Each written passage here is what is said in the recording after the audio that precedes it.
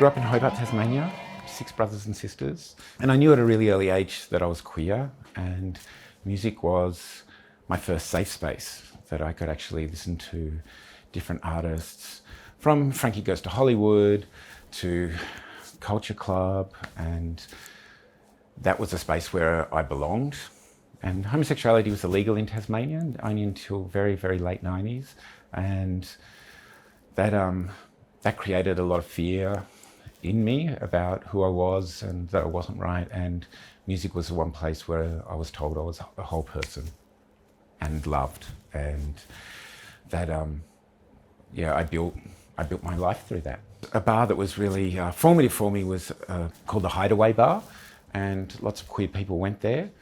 And it was seeing that expression gave me faith that there was something else out there in the universe and I could do this.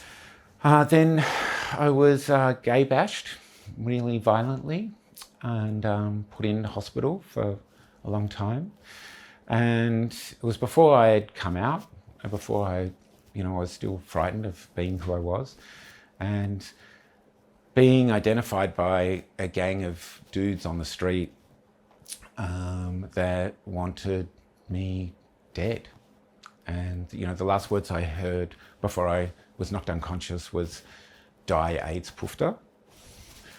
And so recovering from that was like I could have been murdered for who I was, and I was never honest with who I was.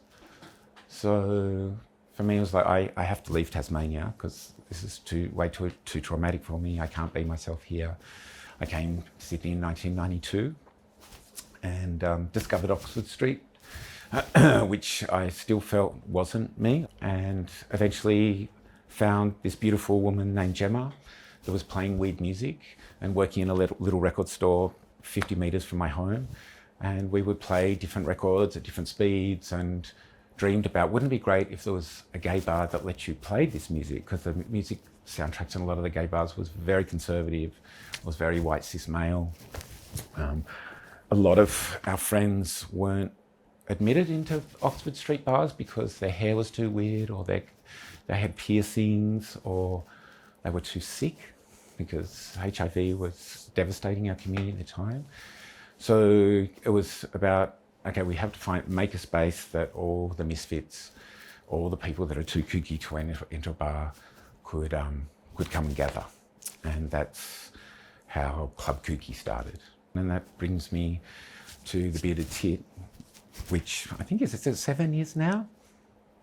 8, which is definitely, a child of Kooky. Its formations and its foundations are all the things that I've always dreamed about.